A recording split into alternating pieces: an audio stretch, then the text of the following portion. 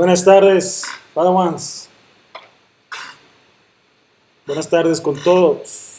¿Cómo están? Hola JC, ¿cómo estás? Hola, Alessandro. ¿Qué tal? Buenas tardes. Hola, buenas tardes. Hola Juan Carlos, ¿cómo estás? Todo bien, gracias. Bueno, tenemos 12 personas hoy. Gracias a todos los que están ayudándome a poder tener estas clases grupales,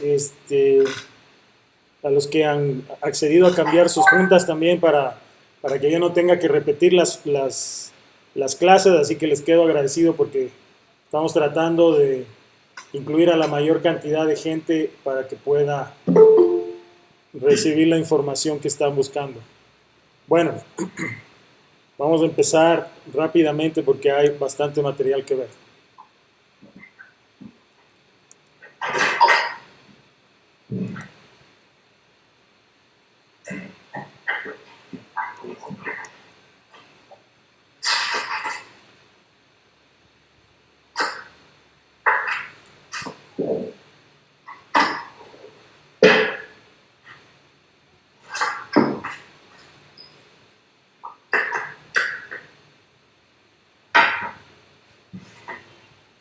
Voy a poner en silencio todos los micrófonos, así que por favor cuando quieran hacer una pregunta, levanten la mano para darles acceso y pongan su micrófono. Hay uno todavía que me está sonando por ahí. Ya, perfecto. Listo. Ok, estamos todavía en la parte, el día de ayer estuvimos viendo un análisis situacional para tratar de ubicarnos en la situación general de las bolsas de valores, la situación general de la economía, la situación general de los países. Entonces, estábamos viendo justamente el día de ayer este mapa, les había comentado que ya íbamos a entrar un poco más en detalle de cómo se utiliza las páginas como Finviz, que en este caso lo estamos utilizando inicialmente para tener una idea del mercado en general. Sabemos que en este mapa se denomina heatmap, mapa de calor, se ven las variaciones de precios de las acciones, pero también se puede ver de forma bastante gráfica el tamaño del mercado de la bolsa de valores de los Estados Unidos. Habíamos también visto el mercado de valores digamos, el resto del mercado de valores de los otros países del mundo, y nos dábamos cuenta de que el mercado de valores norteamericano es tremendamente grande y que precisamente es una de las razones por las cuales ayer discutíamos que la moneda, el dólar, está sólidamente asentada en el mercado internacional. De nuevo, este no es un statement político, no estoy tratando ni de reivindicar a los Estados Unidos, ni de dejar mal plantado a China o a Rusia.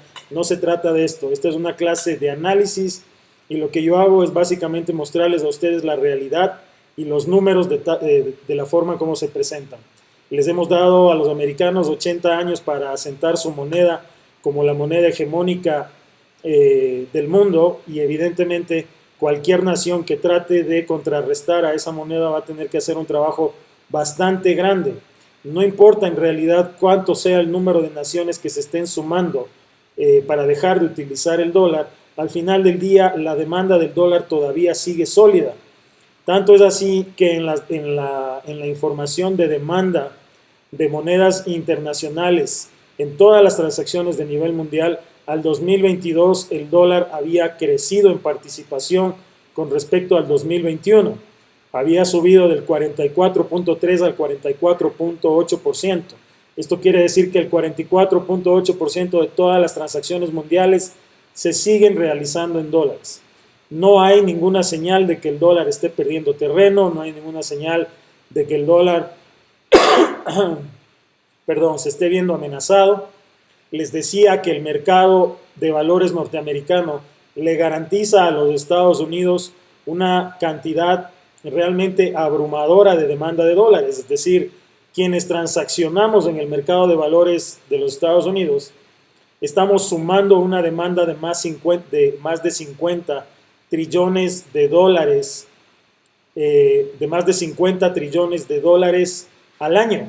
Y eso sumada a la propia economía de los Estados Unidos, que es de 25 trillones de dólares al año, le garantiza a los Estados Unidos una demanda de 75 trillones de dólares al año. Adicionalmente, el mercado petrolero, que también se está manejando en dólares, son 7 trillones de dólares más. Entonces ustedes pueden seguir sumando y viendo que esta es una cantidad de demanda de dólares realmente importante. Independientemente, incluso si se pierde el mercado de hidrocarburos y el petróleo se deja de vender en dólares y empieza a venderse en yuanes, se perderán 7 trillones de toda esa demanda, que es menos del 10% de la demanda total. Por supuesto que será un golpe para los Estados Unidos, pero no estará ni de cerca, no será ni de cerca lo suficientemente representativo como para quitarle el dominio de las transacciones internacionales. ¿Por qué es importante saber esto?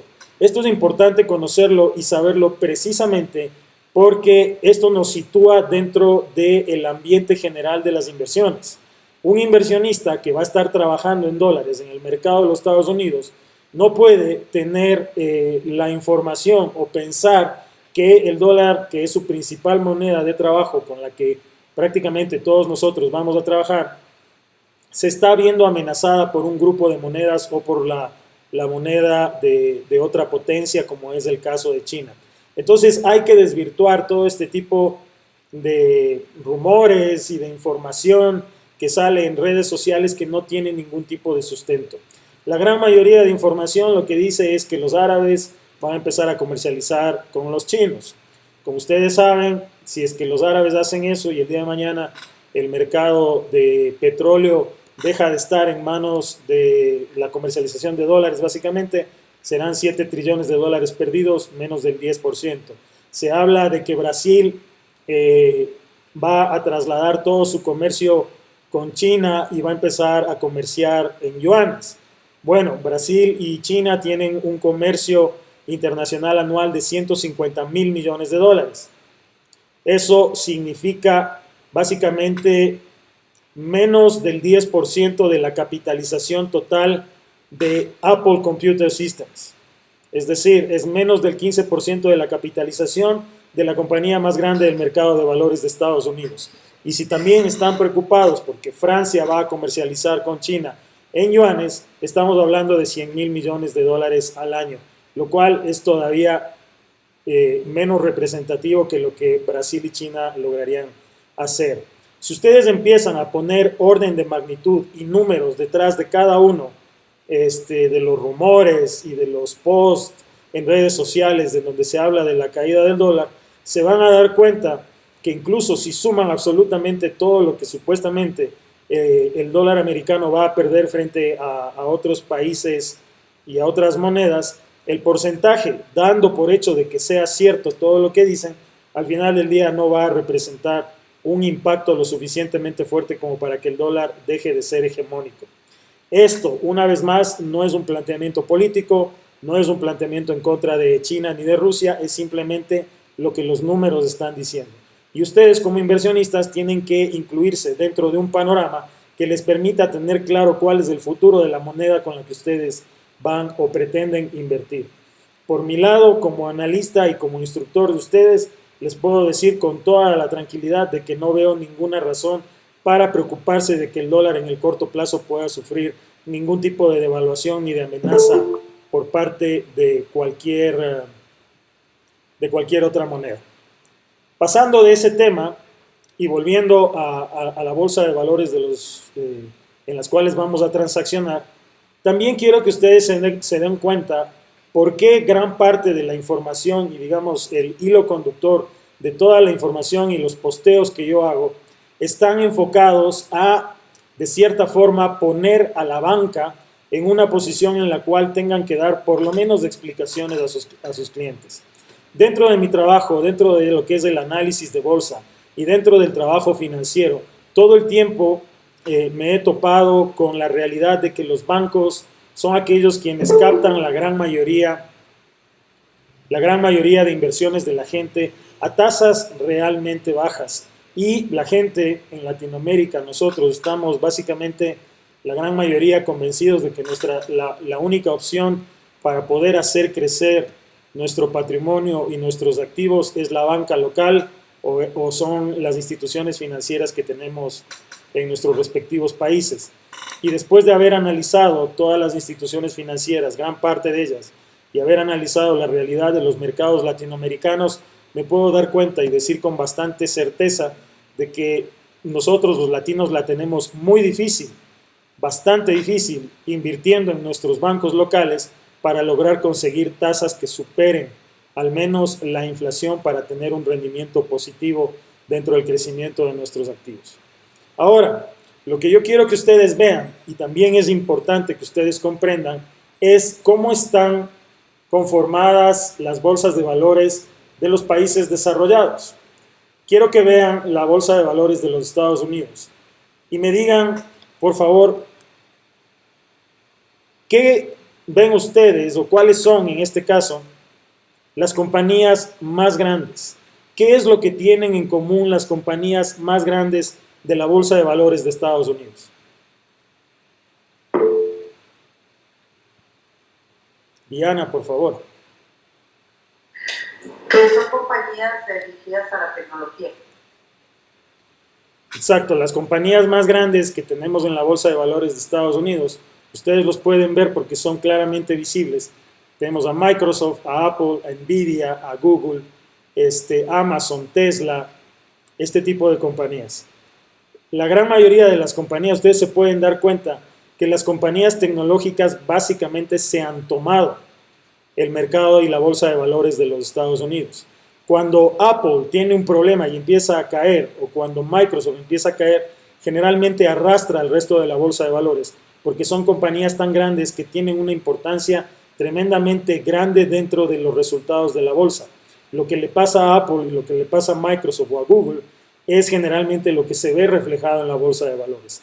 Hay compañías como Meta, por ejemplo, que en los últimos meses, desde finales del año pasado hasta el día de hoy, han perdido una gran cantidad de capitalización y hoy en día se ven un poco más pequeñas desde el punto de vista de la capitalización. Pero al final del día, si nosotros damos un vistazo a las 500 compañías más grandes de los Estados Unidos, nos damos cuenta de que todas son tecnológicas o tienen algún componente tecnológico realmente importante. Ahora, les invito a que vean también qué es lo que pasa en las bolsas de valores de los países que se están considerando ahora como potencias o las economías de los países desarrollados. Por ejemplo, si vemos la bolsa de China tiene una capitalización inferior a los 10 trillones de dólares. Es decir, es menos de una quinta parte de la bolsa de valores de los Estados Unidos. Pero sin embargo, si ustedes se fijan en las compañías más grandes, tenemos Alibaba, tenemos JD.com, tenemos Baidu y tenemos NetEase.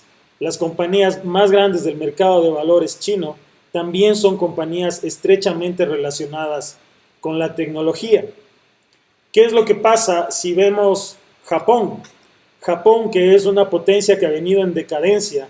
Japón tuvo en su momento casi el 40% de la participación de todas las bolsas de valores mundiales. Hoy en día, después de la crisis gigantesca que ha tenido Japón, en la cual no han podido crecer durante algunos años ya y han entrado en un proceso deflacionario bastante importante, nos damos cuenta de que las compañías que están en las bolsas de valores de Japón siguen siendo las compañías tecnológicas de antaño, las que le dieron a Japón ese nombre, el nombre de ser un líder en la industria tecnológica. Tenemos a Toyota, tenemos a Sony, tenemos a Sumitomo Financial Group, aquí tenemos un banco, y tenemos Takeda Pharmaceuticals. Si ustedes se dan cuenta, aquí tenemos también empresas que están enfocadas a la tecnología, al desarrollo farmacéutico y también a la industria bancaria. Pero los sistemas bancarios de los países desarrollados no son la banca comercial tradicional a la que nosotros estamos acostumbrados. Estos grandes bancos tienen grandes ramas de banca de inversión. Y la banca de inversión, a diferencia de la banca comercial, se enfoca en generar inversiones, fusiones, adquisiciones, financiar empresas y financiar proyectos, muy distinto a la banca comercial a la que los latinoamericanos estamos tan acostumbrados. Pero sigo con la revisión. Si es que me voy a Taiwán, la empresa más grande de Taiwán es Taiwan Semiconductors, que es la empresa desarrolladora de semiconductores más grande del planeta. Ustedes saben que en este momento China y Estados Unidos se encuentran en una guerra tecnológica para saber quién va a ser el que desarrolle primero la siguiente generación de semiconductores. Estos semiconductores son tremendamente importantes porque están en todos los objetos que ustedes tienen al frente suyo, en la computadora, en el televisor, en los celulares, en los autos, incluso el día de hoy en las refrigeradoras. Son componentes tremendamente importantes de todo el hardware que nosotros estamos utilizando día a día. Fíjense lo que pasa en el Reino Unido. En el Reino Unido, la empresa más grande es AstraZeneca. AstraZeneca, que precisamente es una empresa farmacéutica que hace el desarrollo y que fue tremendamente importante durante la pandemia en el desarrollo de vacunas. Adicionalmente está Shell, una petrolera, porque ellos evidentemente tienen muchísimo petróleo en el mar del Norte.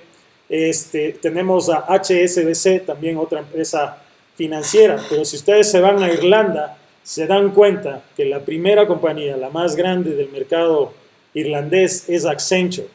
Accenture, que es la compañía de consultoría tecnológica más grande del mundo. Accenture es la compañía más grande. Además tienen a Meditronic, relacionada también con la tecnología médica, y tienen, por ejemplo, a Aon, que es una aseguradora. Ahora, ustedes, ¿qué es lo que se dan cuenta de la revisión rápida que acabamos de hacer? Por ejemplo, en Alemania, la compañía más grande también es tecnológica, es SAP, la compañía que desarrolla el ERP más importante y más grande del mundo. Como ustedes se están dando cuenta, sí, Diana.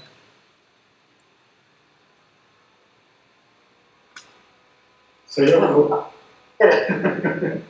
¿Quién quiere hablar primero, Paul o Diana? Paul, démosle chance a Paul. Yo no, gracias. Gracias, Diana. A ver, Paul. Dos preguntas un poco básicas, no sé, por estar seguros. ¿La bolsa de Estados Unidos es la bolsa de Nueva York? ¿Es lo mismo o por estado hay bolsas? ¿Cómo será eso? Ok, ya te contesto esa pregunta. Diana, ¿tú qué querías decir? De hecho, fue un error, nada más. Disculpa, me lo piqué por error. Gracias. Ok, solo para terminar la idea antes de contestar la pregunta que hace Paul, solo para terminar la idea, ustedes se pueden dar cuenta que en Europa, en China, en Japón, en Taiwán, en los países desarrollados, las compañías más grandes de las bolsas de valores son todas compañías que tienen que ver con la economía del conocimiento. La economía del conocimiento es aquella economía que promueve el uso de la inteligencia y el uso del cerebro y del conocimiento precisamente para generar valor. Porque la teoría, y de hecho esto se ve en las economías mundiales, es que cuando tú trabajas con tu cerebro, con la inteligencia, con el conocimiento, generas mucha más rentabilidad porque estás generando un valor agregado, a diferencia de cuando te esfuerzas y trabajas netamente con el músculo, ¿no? Es decir, cuando tienes compañías que tienen una gran cantidad de conocimiento involucrado, compañías que hacen desarrollo, innovación, compañías que invierten en nuevos productos, compañías que generan cambios masivos en el mercado. Si no, fíjense ustedes los cambios que Apple ha logrado en el mercado mundial, en la música, en la tecnología de celulares, en los teléfonos inteligentes, en una gran cantidad de industrias, ahora incluso en la industria bancaria, que ya comentaremos un poco más de eso más adelante. Cómo Google ha cambiado el manejo de la información, cómo compañías como Microsoft a través del software, ahora también involucrados en la inteligencia artificial, cambian los mercados y los productos y los servicios que se ofrecen. empiezan a generar una gran cantidad de innovación. Compañías que hacen, en este caso, compañías que hacen consultoría, desarrollo de software, compañías que están involucradas con grandes empresas y con grandes desarrollos tecnológicos, desarrollo de semiconductores. Esas son las compañías que lideran el mundo, las compañías que están involucradas con la economía del conocimiento. Ahora les voy a pedir que revisemos muy rápidamente qué es lo que pasa en Latinoamérica. Vamos a ver Latinoamérica, que está aquí.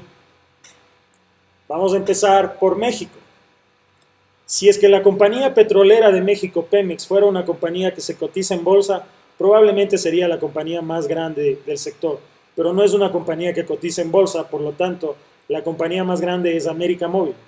América Móvil, que sí, es una compañía tecnológica, pero no hace desarrollo tecnológico, sino que importa, vende celulares y vende planes de datos, hace infraestructura para poder brindar comunicación dentro del país, bueno, y de varios países de Centro y Sudamérica también.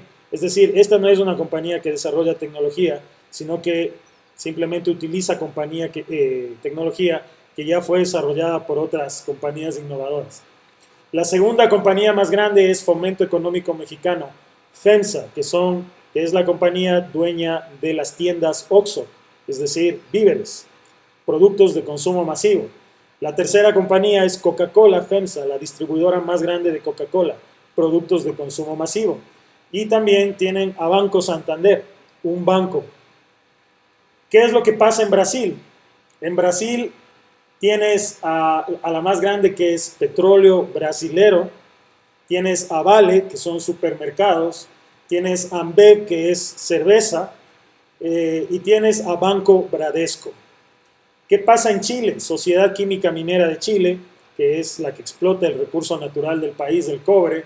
Tienes al Banco de Chile, Banco Santander de Chile y la Compañía de Cervecerías Unidas, productos de consumo masivo. En Argentina, ¿qué tienes? YPF, la petrolera. Tienes Pampa Energía, que es la que produce energía y vende energía en Argentina. El Grupo Financiero Galicia y el Banco Macro. De nuevo, ¿qué pasa en Colombia? Ecopetrol, petrolera. La segunda más grande, Bancolombia. Y la tercera, Grupo Aval, Acciones y Valores, también compañía financiera. ¿Qué pasa en Ecuador? ¿Cuál es la compañía más grande? Petroecuador. La segunda compañía más grande, Supermercados, Favorita. La tercera compañía más grande, Cervecería Nacional. Y probablemente dentro de las más grandes estará alguno de los bancos que todos nosotros conocemos. ¿A qué quiero ir con esto? ¿Cuál es la diferencia de las compañías más grandes que existen en el resto del mundo, de países desarrollados, versus las compañías que dominan las bolsas de valores de los países latinoamericanos? ¿Quién me quiere decir?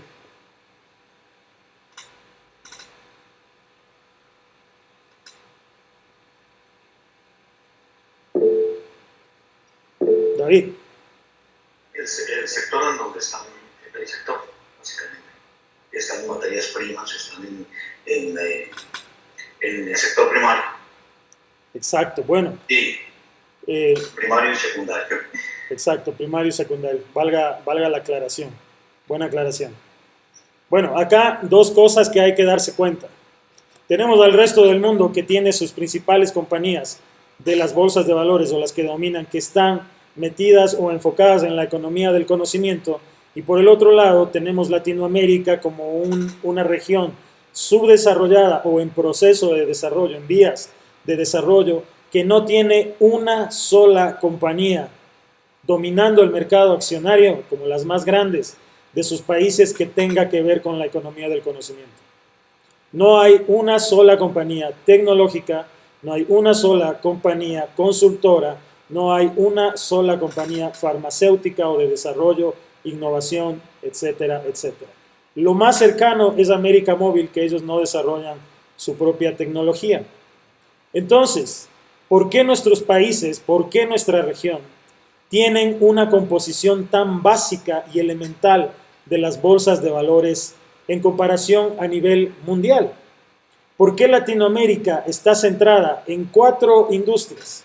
Está centrada en la banca, está centrada en las compañías que explotan los recursos naturales de cada país, sea petróleo, gas o cobre, está enfocada en los bienes de consumo masivo, porque tiene supermercados, cervecerías y empresas vendedoras de refresco, y tienes la parte de, ¿cómo se llama?, comunicación y tecnología celular. Esas son las 4 industrias en las cuales Latinoamérica se destaca y tiene sus compañías más grandes.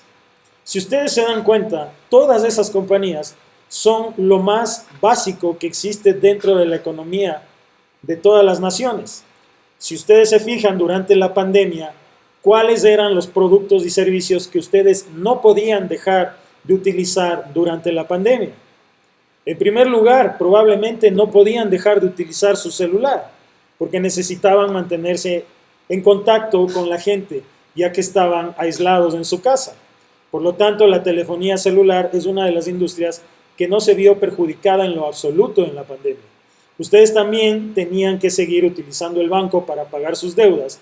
Por lo tanto, los bancos siguieron teniendo la misma cantidad de transacciones y de movimientos financieros desde el punto de vista del usuario final. Ustedes tampoco, el Estado en términos generales o el gobierno de cada país siguió explotando sus recursos naturales, de hecho, al máximo posible, para poder generar recursos que permita subsidiar todos los gastos de la pandemia. Los países siguieron exportando petróleo, siguieron exportando cobre, siguieron exportando gas. Y finalmente, ustedes pueden dejar de comprarse una computadora, un teléfono celular, un auto, ropa, pueden dejar de ir al restaurante de lujo, pueden dejar de ir a un concierto, pero lo que no pueden dejar de hacer es precisamente ir al supermercado e ir a la farmacia. Tienen que seguir alimentándose y tienen que seguirse curando. Si ustedes se dan cuenta, todas las industrias que dominan el mercado latinoamericano son precisamente las industrias básicas que son desde cierto punto de vista anticrisis. Son las compañías o las industrias que siempre crecen porque son las más básicas y las más elementales que todo el mundo necesita cuando hay incluso una crisis o un problema generalizado de la economía. Esto nos demuestra que Latinoamérica, nuestra región, está tremendamente atrasada versus el mundo. Somos así de primitivos, así de básicos. Nuestras economías son así: comercio, banca comercial, venta, compra y venta de productos, importación y venta con un margen. Este tipo de compras elementales y básicas, de productos de primera necesidad y de temas básicos que no necesitan ni desarrollos grandes, ni inversiones en tecnología, ni están enfocados a cambiar la realidad de los mercados. Esta es la realidad de nuestros países latinoamericanos. Y cuando ustedes quieran saber cuáles son las industrias anticrisis que siempre crecen cuando hay problemas en nuestros países, pues ya saben cuáles son las 4 que se van a mantener ahí y en las cuales hay que refugiarse si es que, ojalá no pase, llega otra vez alguna pandemia. Esas son las industrias básicas que siempre van a crecer. Ahora la siguiente pregunta, pero voy a hacer un paréntesis para contestar a la pregunta de Paul.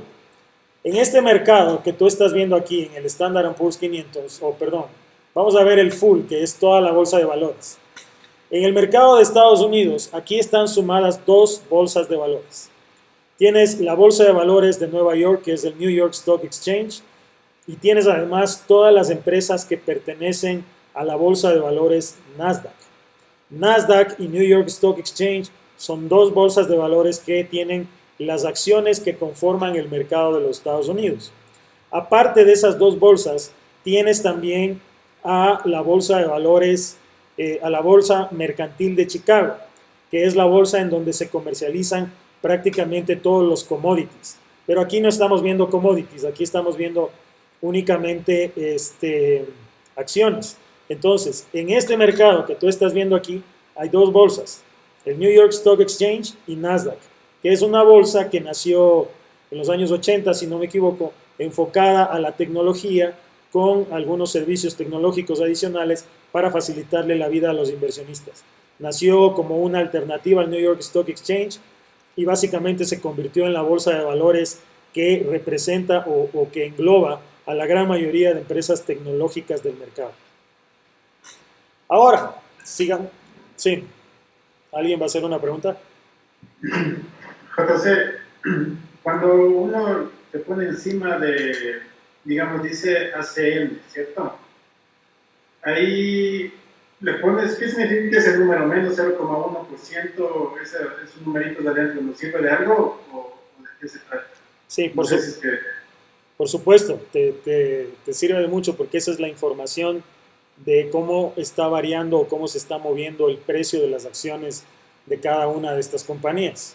Si tú ves el heatmap, por ejemplo, de los Estados Unidos, estoy viendo aquí en donde dice un día de performance, es decir, estoy viendo las variaciones de precios del día de hoy, es decir, cómo cerró el mercado. Entonces, cada uno de estos números me va a decir, por ejemplo, que Microsoft perdió un 0.15%, que Apple el día de hoy ganó un 0.75%, que Nvidia ganó un 2.46%. Es decir, mientras mayor es la ganancia o la variación positiva del precio, vas a tener un recuadro cada vez más verde. Y mientras mayor es la caída o la pérdida del precio, vas a tener un recuadro más rojo. Evidentemente, en el momento en el que lleguemos a análisis y cómo escoger acciones, vamos a revisar en detalle cómo se utiliza esta página y cómo se utiliza cada uno de los indicadores. Porque aquí en el lado izquierdo tú puedes ver el performance de acuerdo a varias temporalidades. Puedes ver cómo le ha ido a la bolsa de valores el último año, en los últimos 6 meses, 3 meses, etc. Y eso te ayuda a entender cómo se están moviendo las industrias y si es que hay industrias que están marcando determinadas tendencias de crecimiento o de caída. Eso también es importante dentro del análisis. Pero eso lo vamos a ver en el momento en el que ya empecemos a hacer análisis de la información de bolsa. En este momento, lo importante y en lo que quiero que se enfoquen es en el entender por qué creen ustedes que Latinoamérica tiene un desarrollo tan retrasado en cuanto a su mercado de valores y a las compañías que transan en estos mercados. Hay una razón de fondo que es importante entenderla para que todos estemos en la misma página. Lo que ustedes se van a dar cuenta después de ver lo que les voy a mostrar el día de hoy es que hay todo un sistema ya preestablecido dentro del manejo económico, tanto en Latinoamérica como en Estados Unidos, que lo que hace es garantizar que el mundo se divida básicamente en 2 grupos. Un grupo muy pequeño de gente muy rica y un grupo masivo de gente que no tiene tanto dinero. La famosa división del 99%, ¿no? Es decir, el 1% de más ricos que tienen gran parte de la riqueza mundial y el resto en el que estamos incluidos nosotros. Lo que yo quiero es que ustedes se den cuenta de cómo este sistema funciona y de por qué para nosotros históricamente ha sido tan difícil acceder a las bolsas de valores y nos ha costado trabajo y hemos creído que es algo muy riesgoso o algo que es demasiado complicado de hacer o que probablemente las rentabilidades que ofrecen no son tan buenas. Esta es la razón por la cual nacen todas las falacias que poco a poco vamos a empezar a romper dentro de nuestras clases, porque hay un esquema mental que se ha impuesto a toda Latinoamérica para que nosotros creamos una serie de frases que condicionen nuestro comportamiento económico para facilitarle la vida a ciertos grupos también. Eso es lo que quiero ir desarrollando de a poco. Y la primera pregunta que les hago es, ¿por qué creen ustedes que en Latinoamérica estamos tan atrasados desde el punto de vista del desarrollo de nuestras bolsas de valores? ¿Cuáles creen ustedes que son los responsables?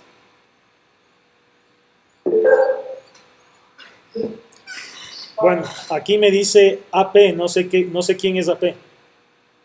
Adrián, hola, ¿cómo estás, Juan Carlos? ¿Qué tal, Adrián? Bueno, no, ¿qué pasa? ¿Por qué la agresión? ¿Qué? Principalmente el sistema financiero, el sistema bancario y la legislación, ¿no?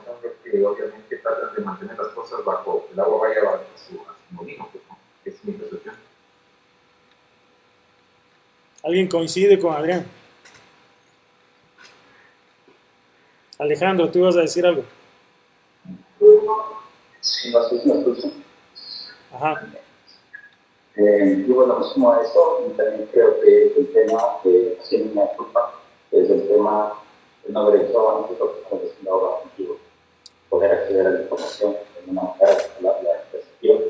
Y segundo, pues obviamente estamos limitados por varias circunstancias del país en el que vivimos, por pocos de información, de restricciones en general. Bueno, gracias a los dos, gracias a Adrián y Alejandro. Diana. Es culpa del gobierno. Bueno, todo, eso siempre, eso ya lo damos por sentado. Los gobiernos. Bueno, en realidad es valioso lo que dices porque generalmente, evidentemente, son los gobiernos los que deberían evitar que este tipo de situaciones sucedan. Es decir, es el trabajo del gobierno como principal agente controlador y de gestión de los países, lograr que los países se desarrollen o sentar las bases legales y sentar las bases económicas para que los países puedan empezar a desarrollarse. Andrés.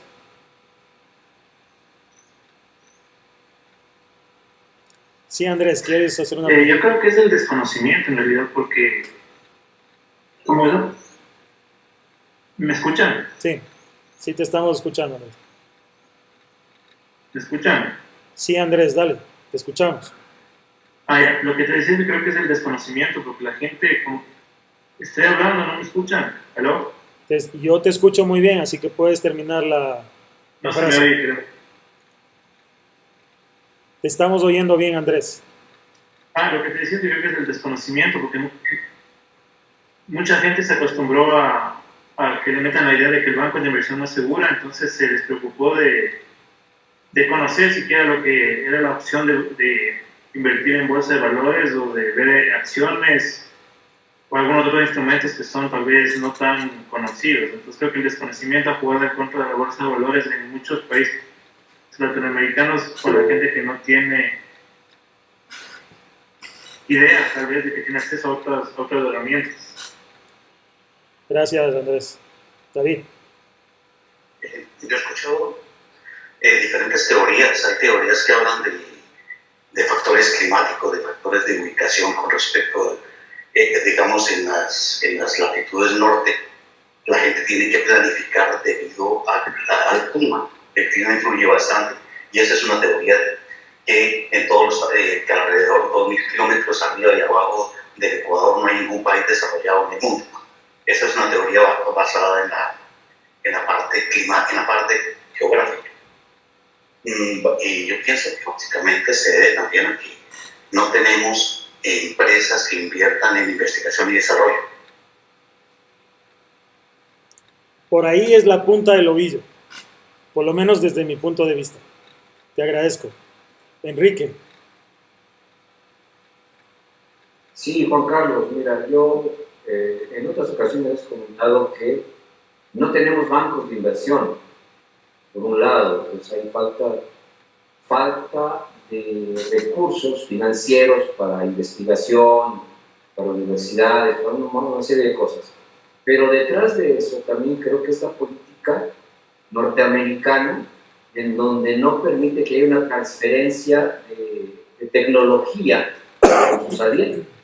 Creo que también es muy importante, sobre todo en Latinoamérica, y más en México, con los tratados que ha tenido que firmar. Bueno, vamos con la última porque si no nos vamos a demorar. No sé, Eric está primero. ¿Ibas a decir algo? Bueno, yo pienso que esto es en base a la explotación de recursos que tiene en diferencia del norte al sur, ¿me entiendes? Porque como que nos quieren tener opacados para proveerse de nuestros recursos, de la comida, de petróleo, etcétera, etcétera, que es en versión de que al país del norte, o sea, de Estados Unidos, le cuesta más apropiarse de eso. Entonces, por eso es que hay gente que está más metida en lo que es de inteligencia y cosas así, para explotar nuestros recursos y quieren mantenernos a bajo perfil a nosotros, creo yo.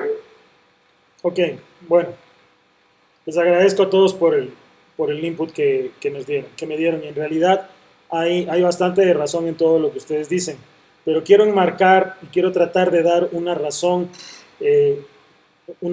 sustentada. Les voy a poner el siguiente ejemplo. Hace algún tiempo alguien me puso un comentario en redes sociales en donde decía, el problema es que los empresarios no son innovadores. Los empresarios latinoamericanos no son innovadores y no hacen desarrollo. Entonces, la sociedad, y esto lo he visto mucho por los comentarios que yo veo en redes, pone muchísimo el peso del desarrollo, de la innovación y del desarrollo en el empresario. Ahora, yo les hago una pregunta, y es lo que le contesté a la persona que me hizo este comentario. Si lo que buscamos es innovar para salir, para crecer, para insertarnos en la economía del conocimiento, lo primero que necesitamos es conocimiento.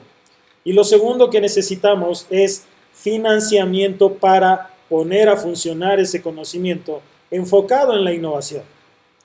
Entonces, por un lado, tenemos un gran problema del Estado, porque el Estado en términos generales, los gobiernos en Latinoamérica hacen muy poca inversión en educación.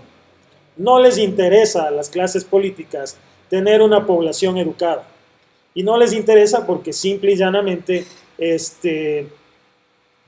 más difícil controlar a una población educada.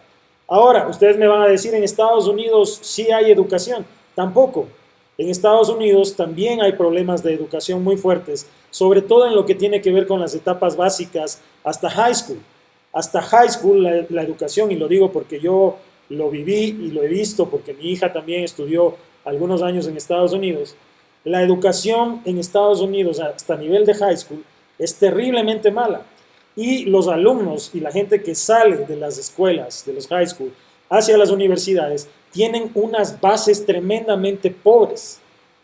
Y la razón por la cual Estados Unidos es un país desarrollado que hace innovación y desarrollo es en parte porque tiene, y ustedes probablemente le han oído hablar al científico Michio Kaku, que es un japonés americano, que él dice, el arma láser de los Estados Unidos es la visa para permitir la repatriación de cerebros de todo el mundo.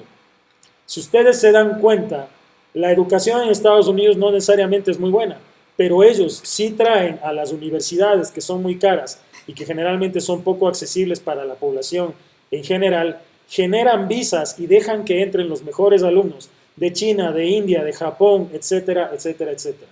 Si ustedes se fijan, los grandes gurús que están al mando de las grandes compañías de desarrollo e innovación norteamericanos, muy pocos son de los Estados Unidos. Tienen hindúes, tienen australianos, como es el caso de Elon Musk, tienen japoneses, tienen chinos, que son quienes están aportando con el conocimiento. Ellos repatrian e importan cerebros, le abren la puerta a los mejores cerebros del mundo para lograr esa innovación o ese desarrollo. Entonces, por un lado, los gobiernos latinoamericanos no invierten en educación. Pero por otro lado, la innovación básica que se podría hacer, porque sí hay gente en Latinoamérica muy bien educada y con capacidad de hacer innovación, esa gente tampoco puede hacer innovación porque no tiene financiamiento. La innovación no nace simplemente de la idea, no es que un día yo me levanté y dije, oye, voy a hacer el iPhone y de pronto tengo un iPhone en la mano. A Steve Jobs, que por cierto los padres de él también son inmigrantes, cuando se le ocurrió la idea del iPhone tuvo que pasar varios años invirtiendo grandes cantidades de dinero para poder tener conceptos y para poder tener productos mínimos viables que probar hasta finalmente poder salir a mercado con un producto. Es decir, tuvo que hacer una gran cantidad de inversión. ¿De dónde sale esa inversión en Latinoamérica? ¿De dónde sale esa inversión en los Estados Unidos? Yo les voy a decir en Estados Unidos de dónde sale. Gran parte del financiamiento de la innovación en Estados Unidos es del gobierno.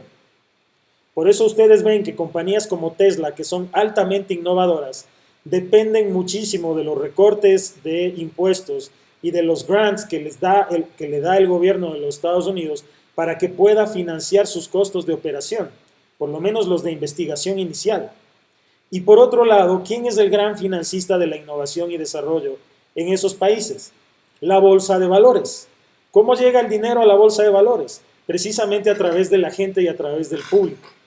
Acá en Latinoamérica no tenemos educación y no tenemos el financiamiento tampoco, porque el gobierno, los gobiernos en términos generales invierten poquísimo en innovación y desarrollo, y por otro lado, el dinero tampoco llega a las bolsas de valores, no llega a las empresas para ser financiadas.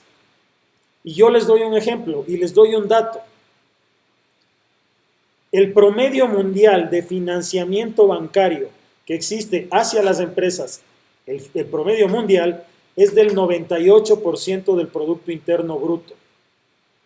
Es decir, en promedio, los países del mundo le entregan como crédito bancario a sus empresas el mismo equivalente a la producción anual de ese país. Entonces, si hay un país que genera, no sé, 200.000 millones de dólares en Producto Interno Bruto, ese es en promedio la cantidad que dedican también en crédito los bancos hacia las compañías. Ustedes saben cuál es el porcentaje de crédito bancario que se da a las compañías en el Ecuador con relación al Producto Interno Bruto. No les voy a hacer esperar mucho. El 40%. Es decir, estamos por menos de la mitad del promedio mundial de financiamiento. Y la gran realidad es que en el resto de países de Latinoamérica pasa algo muy similar. La única forma que tú, siendo una compañía, recibas crédito es cuando eres amigo del gerente del banco, o cuando perteneces al mismo grupo económico, o cuando perteneces a una parte, a una argolla de empresarios acomodados que pueden acceder a crédito bancario, o simplemente porque eres una multinacional y tu casa matriz le da las garantías al banco. Es decir, tenemos menos de la mitad del dinero que tiene el resto del mundo para poder financiar a las compañías. ¿Cómo financian las compañías la innovación? ¿Por qué los bancos no financian la innovación? ¿Por qué habrían de hacerlo? ¿Por qué tienen que ir los bancos a financiar a las empresas cuando tienen un excelente negocio financiando el consumo de los países? Los bancos tienen un excelente negocio financiando para que ustedes se compren la televisión de 55, se vayan de feriado 4 días, gasten en la tarjeta de crédito en el restaurante de moda, etcétera, o les vendan a 36 meses sin intereses pagando desde junio, o las promociones de Navidad, etcétera, etcétera, etcétera. Los bancos hacen un excelente negocio. Y les voy a dar otro dato para que ustedes se den cuenta. El promedio, el spread bancario, es decir, la diferencia entre la tasa que los bancos pagan y los bancos cobran, ese es el spread. El spread bancario que existe en Latinoamérica, en el resto del mundo, perdón, la diferencia entre la tasa activa y la tasa pasiva es de 5 puntos. Es decir, hay 5 puntos de diferencia promedio entre todos los créditos de un país, entre la tasa que el banco paga y la tasa que el banco cobra. 5 puntos. En Estados Unidos, ese spread es de 6 puntos. ¿Ustedes saben cuánto es en Latinoamérica ese spread bancario? En Latinoamérica, el spread de la tasa es de 10 puntos.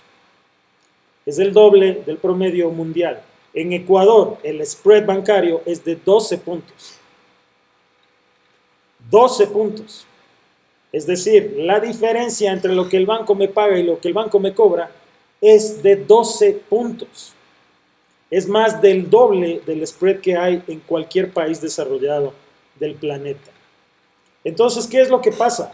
Si yo tengo un banco en Estados Unidos y en Estados Unidos tengo que generar rentabilidad para mi banco, prestando dinero y generando inversiones, me voy a dar cuenta que si presto dinero, solo puedo tener un spread de 5 a 6 puntos. Esto es en promedio, no estoy hablando solo de las tarjetas de crédito, porque en las tarjetas de crédito los spreads son mucho más altos, pero si ustedes suman todos los créditos que dan los bancos a nivel nacional, incluyendo hipotecario, incluyendo educación, incluyendo sobregiro empresarial y todo, el promedio es de 5%.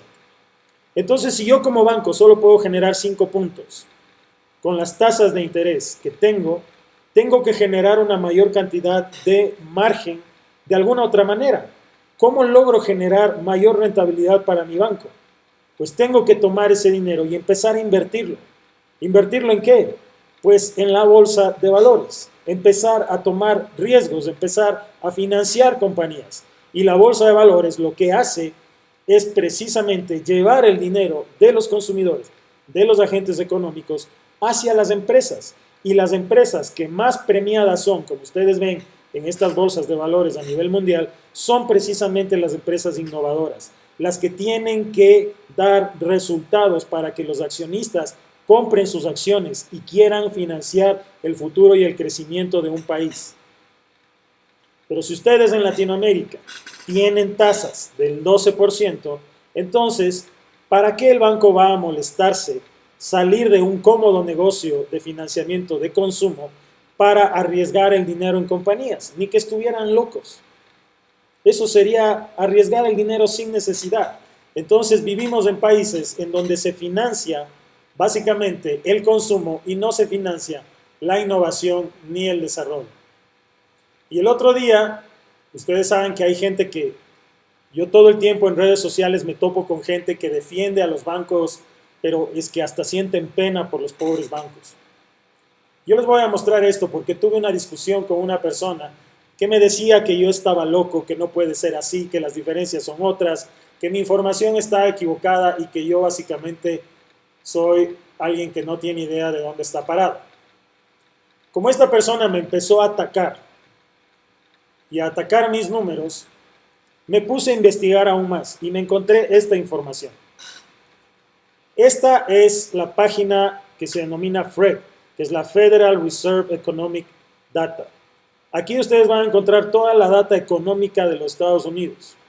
Y ustedes pueden enterarse de cómo se mueve cualquier data económica, desempleo, inflación, tasas, todo lo que ustedes quieran está en esta página.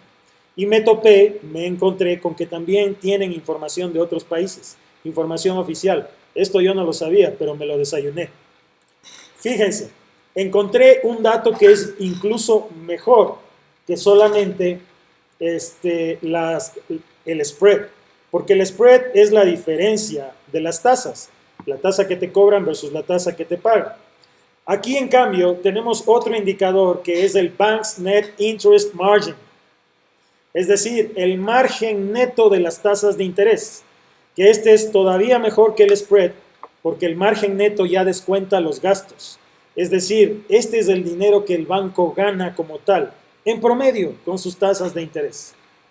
En los Estados Unidos, como ustedes pueden ver aquí, el rango de ganancia de las tasas de interés de un banco va desde el 3 hasta el 4%. Todo el rango es de un punto. Del 3 al 4%. Si ustedes se fijan, ha estado más o menos alrededor del 3.5, etcétera, etcétera. Pero hasta la última data disponible es de 3 puntos. Es decir, que el margen neto de los bancos promedio en Estados Unidos, esto evidentemente era antes de la subida de tasas de interés porque la información está actualizada al 2020, pero para ser comparables, el margen neto es de 3 puntos. Esto es lo que gana el banco en los Estados Unidos, promedio. Ahora, mira, aquí también está en México. Vamos a ver qué pasa en México. En México, el rango no va de 3 al 4%. El rango va del 0 hasta el 17.5%. Para que vean el tamaño del rango bastante diferente, ¿verdad? En este momento, el rango en México de tasa es mayor al de Estados Unidos. El banco en promedio gana 3.9%, o sea, 4%. Un punto porcentual más que en Estados Unidos. ¿Qué pasa en el Ecuador? En el Ecuador, el rango, como ustedes ven, va desde el 5 hasta el 8.5%. Y el último dato, al 2020, es de 5.8%. Es decir, La rentabilidad de un banco en el Ecuador es el doble de la rentabilidad de un banco en Estados Unidos. Esta es la razón por la cual estamos nosotros sumidos en el subdesarrollo. Porque las tasas de interés, mis queridos padawans, ustedes tienen que entender que las tasas de interés, como estamos viendo en Estados Unidos, son herramientas de control económico. Las autoridades mueven las tasas de interés de acuerdo a cómo quieren que la economía reaccione. Utilizan las tasas de interés para acelerar o para frenar la economía, para beneficiar sectores estratégicos o para frenar sectores que están generando algún tipo de inconveniente o problema. La Reserva Federal ha venido durante el último año incrementando las tasas de interés en Estados Unidos para frenar la economía y ha llegado a tasas del 5%, tasa referencial de financiamiento entre los bancos.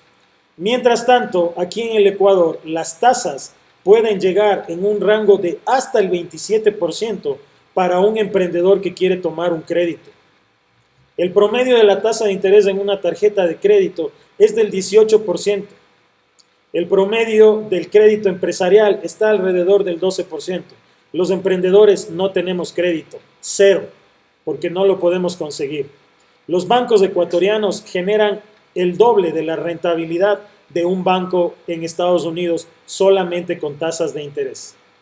Los bancos están en una posición muy cómoda.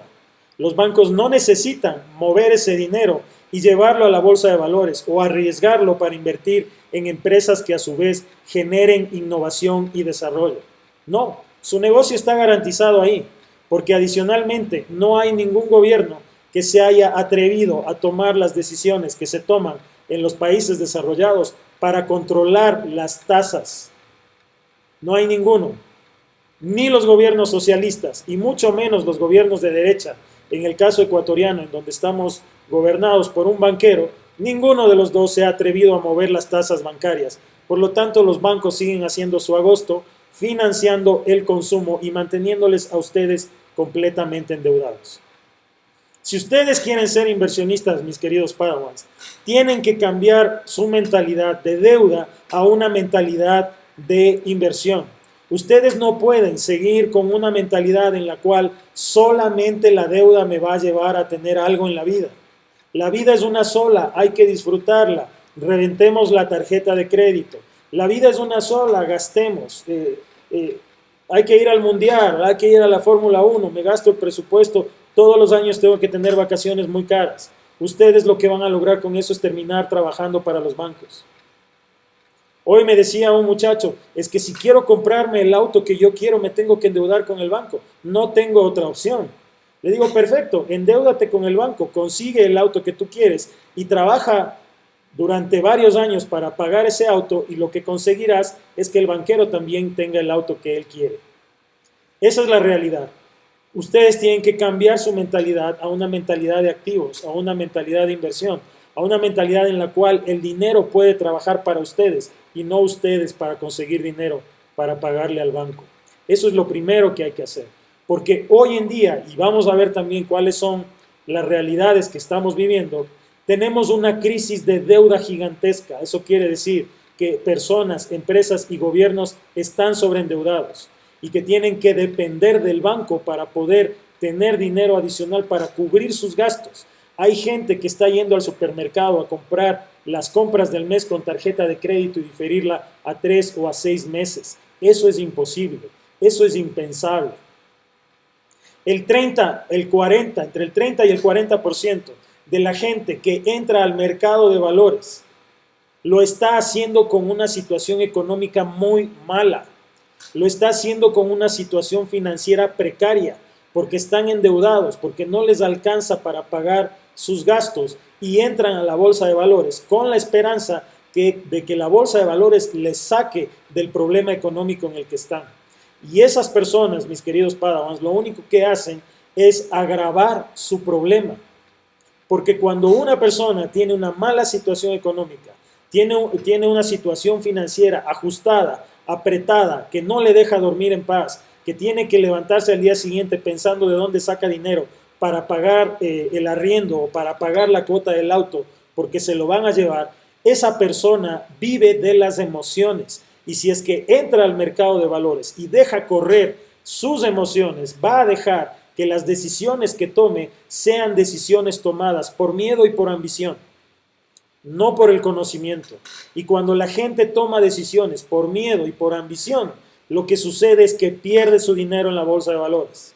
Aquellos que se compran el curso de trading por $2,000 o $3,000 porque piensan que se van a hacer millonarios en la bolsa de valores y terminan endeudándose, incluso hasta con prestamistas ilegales para conseguir ese dinero porque creen que se van a volver millonarios y terminan estafados.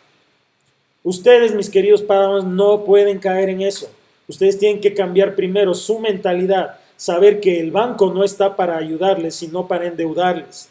Y que la única deuda que sirve para poder salir adelante es aquella que te ayuda a generar un negocio o un ingreso que te permita ganar más que lo que el banco te está cobrando. Si eso no lo estás consiguiendo, esa deuda no sirve. No se endeuden. Yo tengo una calculadora, el que quiera me puede pedir la página web de la calculadora. Yo vivía endeudado también hace algunos años atrás. Muchos de ustedes saben que yo salí de una quiebra bastante fuerte. Cuando encontré la calculadora de LendingTree, agarré un estado de cuenta de una tarjeta de crédito que yo tenía en el 2013. En esa época yo debía $15,000 en esa tarjeta de crédito. Y en la calculadora puse los datos de tasa de interés y de pago mínimo para saber cuánto me iba a demorar en pagar esa deuda, si es que solamente pagaba el mínimo. El resultado de la calculadora era de que yo iba a terminar de pagar la deuda en 19 años. Esa es la forma como están estructuradas las tarjetas de crédito, para que ustedes no acaben de pagar la deuda nunca si solamente pagan el mínimo. Cuando ustedes cambien esa forma de pensar, ustedes van a tener muchísimo éxito en la bolsa, porque ustedes no van a reaccionar ni van a tomar decisiones basados en las emociones y en el miedo de que están endeudados y que no les alcanza el dinero. Cuando ustedes logran generar un ahorro y ese ahorro lo cuidan y lo llevan a la bolsa y empiezan a trabajar con conocimiento, con estructura, con una metodología y con objetivo, ese ahorro va a empezar a crecer, a crecer, a crecer y va a generar en ustedes una sensación de realización de que pueden lograr algo que nunca antes habían hecho, y es que el dinero empiece a trabajar para ustedes. Esto es tremendamente importante si ustedes quieren ser inversionistas. Si ustedes quieren ser inversionistas y tienen una mentalidad de deuda y tienen una mentalidad de que el banco es mi amigo y me quiere apoyar porque me está vendiendo a 36 meses sin intereses, que entre otras noticias sí tiene intereses, entonces les va a ir mal, van a perder su dinero. Comentarios, sugerencias, preguntas.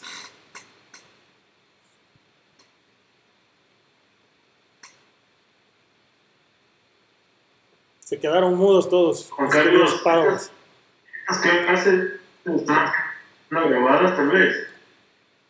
Sí, las estoy grabando. Me demoro en editar la clase, pero sí, está siendo grabada.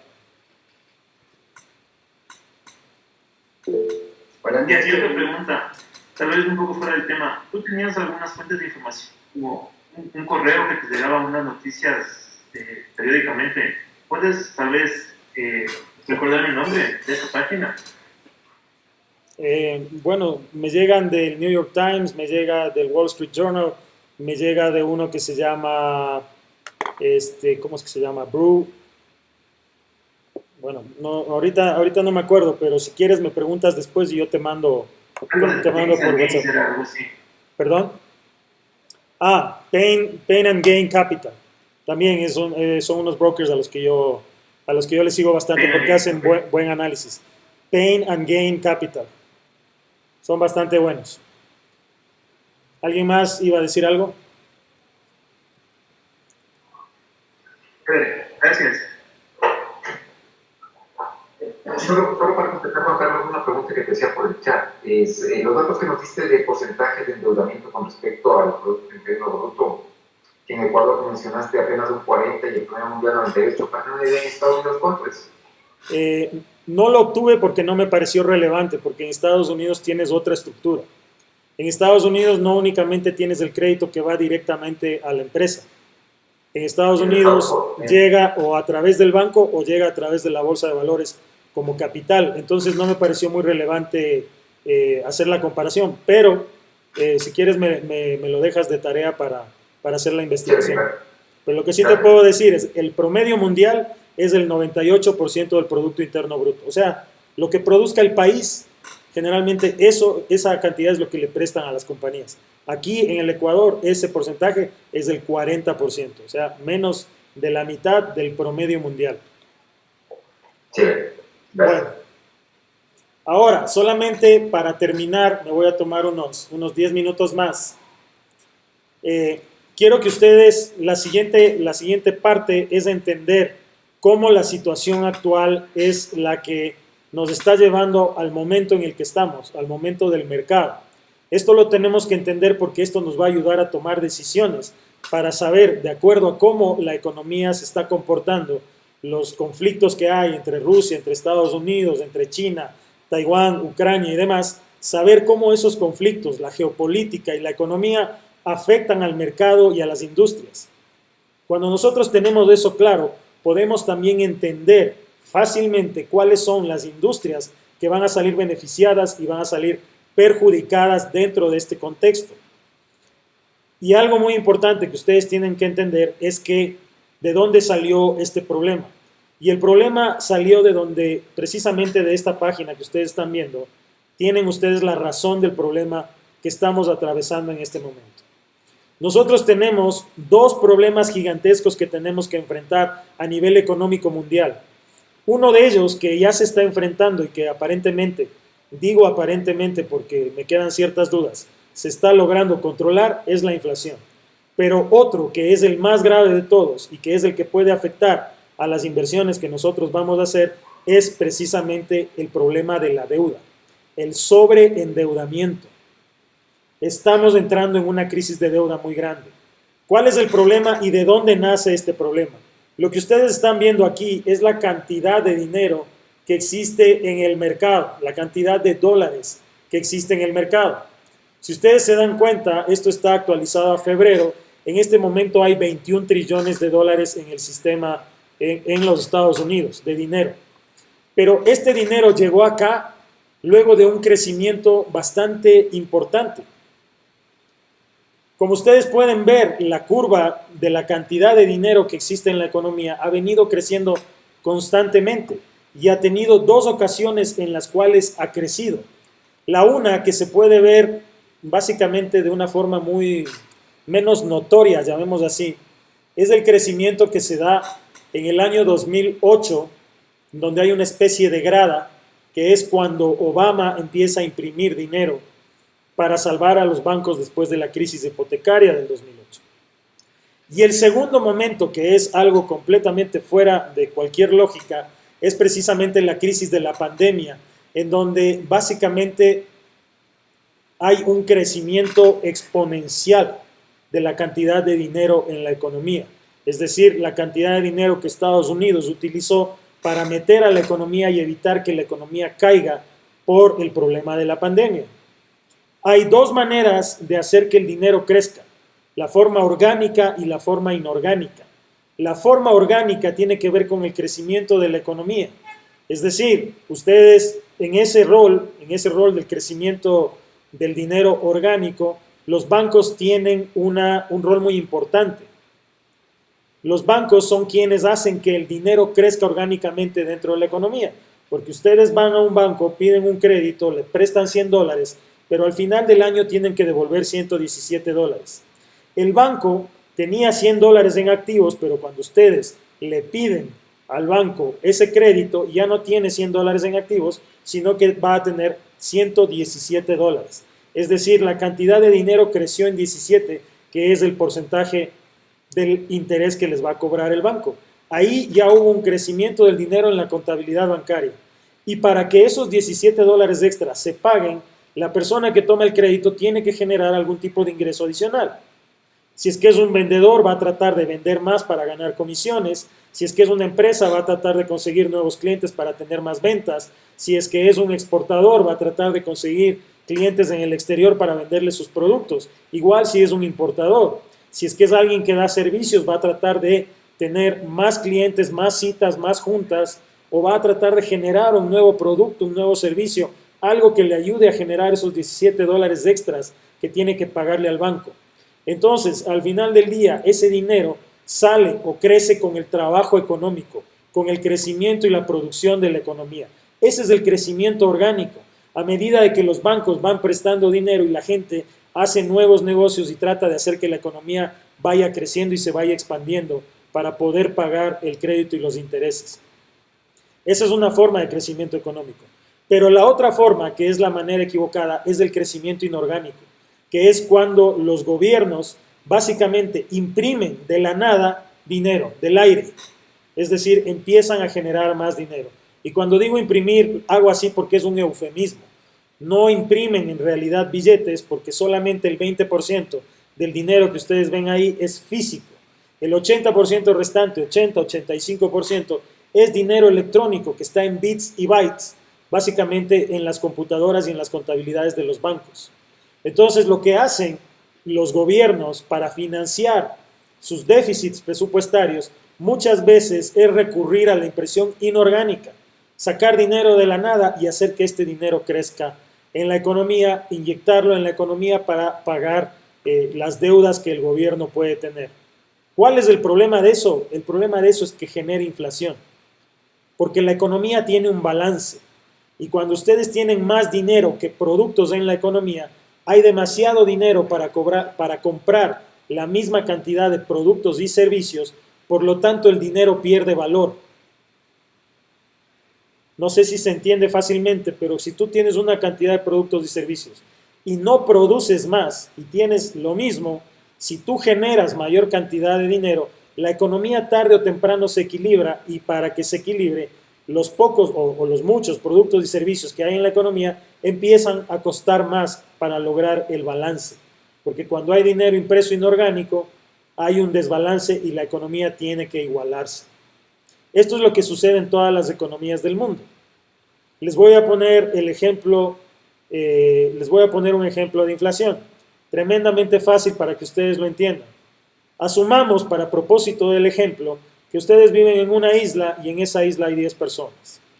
Todas las personas trabajan para el Estado. El Estado es el único que les da empleo y el uno es profesor, el otro es policía, el otro es, qué sé yo, cualquier trabajo. Y al final del mes el gobierno les paga con un ticket. El gobierno imprime un ticket y les paga con un ticket. Los empleados toman ese ticket y luego se van al otro lado de la isla donde hay un productor de manzanas. Le entregan a ese productor de manzanas un ticket y el productor de manzanas les da una manzana. La economía está en equilibrio, hay 10 personas, 10 tickets y 10 manzanas. Ahí está la población, aquí está el dinero y ahí está básicamente la producción de la isla. Resulta que un buen día la gente quiere un incremento salarial porque dice que no le alcanza. Entonces la gente paraliza los servicios y le empieza a amenazar al gobierno y le dice: tienes que subirnos el salario porque si no me subes entonces te paralizamos todo. El gobierno accede y dice: muy bien, de hoy en adelante no van a recibir un ticket, van a recibir 2. Ahí tienen ustedes su incremento salarial. Y el Estado, en lugar de tener un solo ticket, imprime 10 tickets más y cuando va a pagar el salario les da 2 tickets a cada persona. Ahora hay 10 personas con 20 tickets.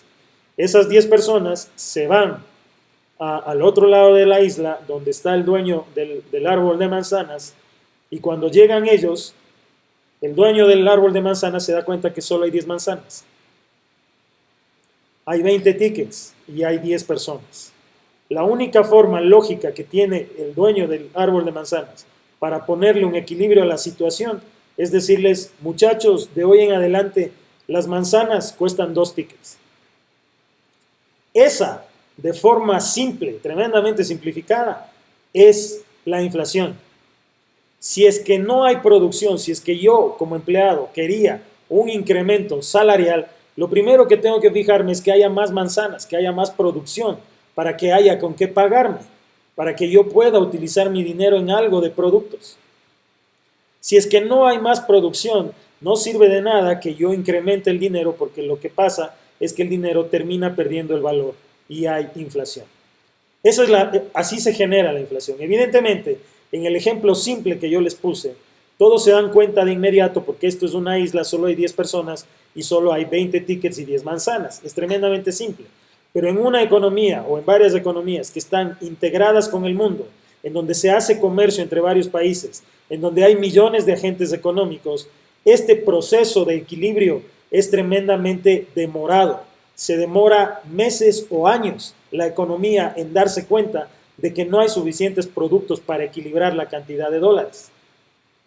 Por eso los gobiernos lo utilizan, porque en el corto plazo resuelve el problema, hay más dinero, pero en el mediano y el largo plazo la economía se equilibra y ellos le dejan el problema al siguiente gobierno, que es quien lo tiene que resolver. Y la única forma de resolverlo es imprimiendo más dinero. Por eso generamos un círculo vicioso. Ahora, ¿cuál es el problema que tenemos ahora y por qué la inflación está rampante en todos los países del mundo? Porque en la época de Obama, durante 8 años, para financiar la crisis hipotecaria del 2008, en donde el mundo casi quiebra, se imprimieron 3 trillones de dólares. 3 trillones de dólares en el lapso de 8 años. Sin embargo, después de la crisis de la pandemia y hasta el día de hoy, se imprimieron 13 trillones de dólares. Es decir, 4 veces más en la cuarta parte del tiempo, en 2 años. Para que ustedes tengan una idea, los Estados Unidos produce 25 trillones de dólares en un año, lo cual quiere decir que se imprimió y se metió a la economía básicamente la mitad de la producción anual de la economía más grande del mundo. El exceso de dinero que ha habido en el mercado ha producido que el mercado crezca, que todo el mundo empiece a comprar casas, carros, endeudarse en hipotecas, etcétera, etcétera. Porque ahí es donde viene el problema. Primero, estoy generando inflación, pero el problema es que cuando como gobierno yo imprimo tanto dinero, solo tengo 2 maneras de ingresarlo a la economía. La una manera es regalándote el dinero, es decir, dándote subsidios, y la otra forma es dándotelo como un préstamo, aumentando la deuda. Y los Estados Unidos, nuestros queridos amigos gringos, hicieron las 2 cosas. Regalaron el dinero mandándolo en cheques a las casas de las personas en Estados Unidos y luego les dieron créditos a tasas bajísimas para que todo el mundo se endeude, para ayudar a las compañías para que no quiebren, para que paguen las nóminas, para que los empleados no se queden sin empleo, para que la gente se compre casas, carros, computadoras, para alimentar el consumo. El problema es que el consumo creció tanto que la inflación se disparó y ahora tenemos 2 problemas.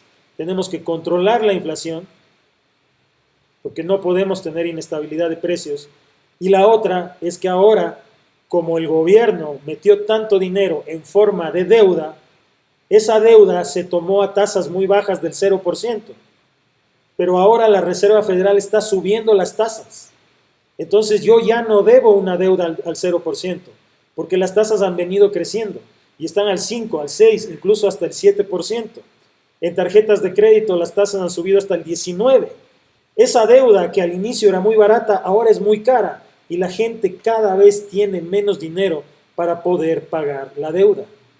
Cuando tú tienes poco dinero y te falta para poder sobrevivir, vas a tener que dejar de pagar algo.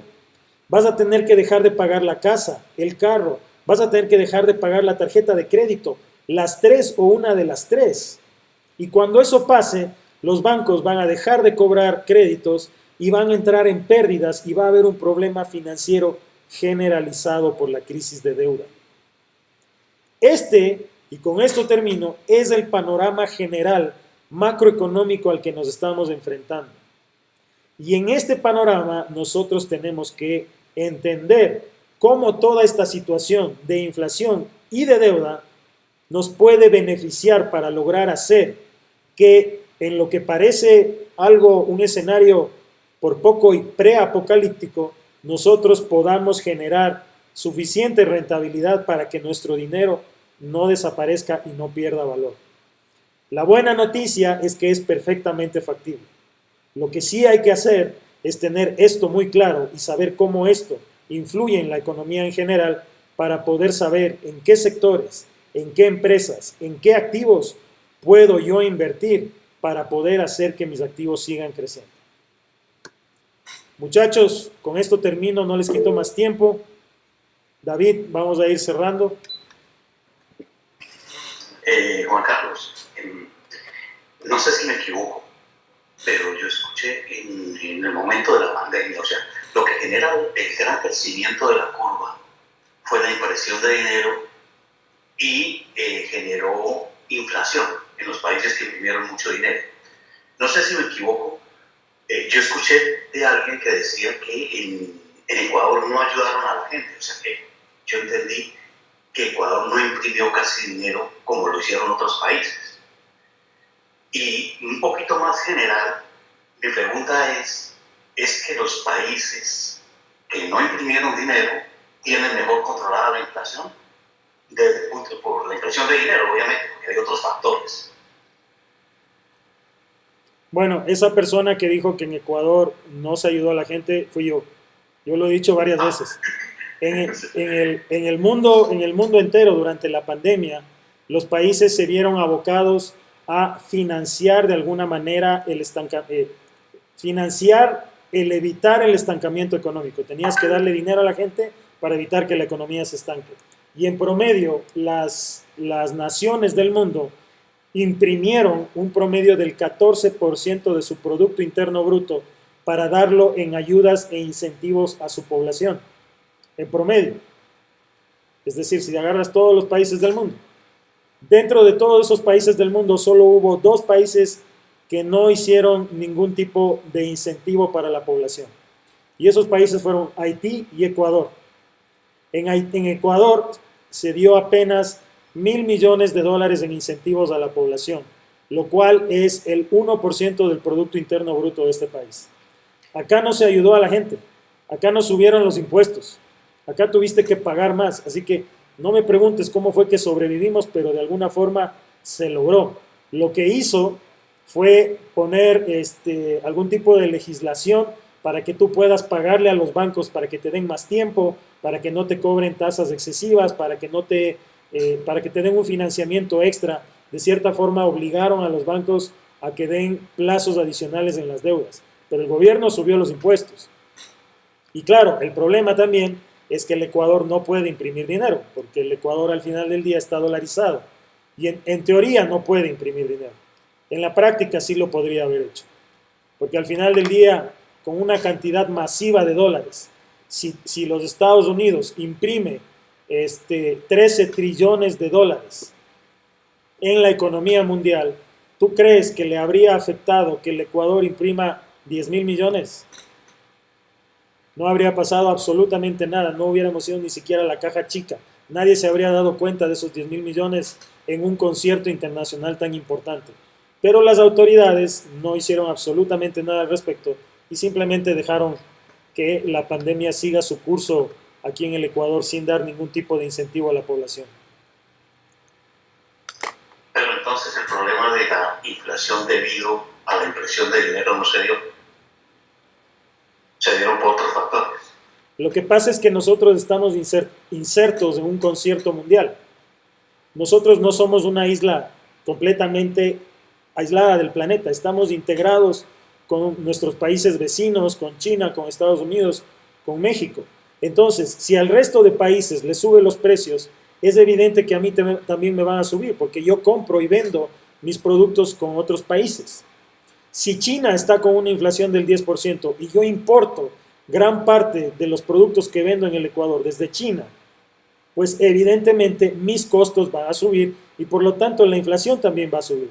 Entonces el hecho de que estés en un concierto internacional completamente integrado o globalizado hace prácticamente imposible que no se generalice la inflación. Por eso aquí en Ecuador subieron los precios también de los productos, porque aquí subió la urea, subieron el aceite de girasol, subió todo lo que los productos escasos afectó también al Ecuador. Entonces, si es que estás en un concierto integrado y de pronto las autoridades ecuatorianas te dicen que la inflación tuya es del 4% cuando tú vas al supermercado y la inflación es del 12 o del 15%, es obvio que es un número tremendamente manipulado, porque no puedes evitar la inflación de esa manera. Uno de los países que sí evitó la inflación es Bolivia, pero lo ha hecho en base a subsidios. Y ellos lo que han hecho es básicamente reducir dramáticamente las reservas monetarias internacionales de Bolivia, metiendo subsidios para que los precios no crezcan. Pero mantuvieron la inflación baja a un costo altísimo, porque redujeron sus reservas monetarias internacionales, si no me equivoco, en más de la mitad.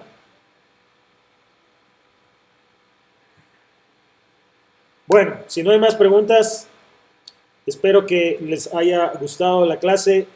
Mañana seguimos viendo entonces ya la parte que tiene que ver con aterrizar todo este tema económico al tema del mercado y empezaremos a ver cuáles son las metodologías de inversión que vamos a utilizar. Así que les agradezco, muchachos, que tengan una excelente noche. Espero que les haya gustado la clase. Por favor, no se olviden de seguirme en mis redes sociales. Estoy haciendo una campaña para generar un incremento de seguidores tanto en YouTube como en Instagram. Así que en YouTube y en Instagram me pueden seguir.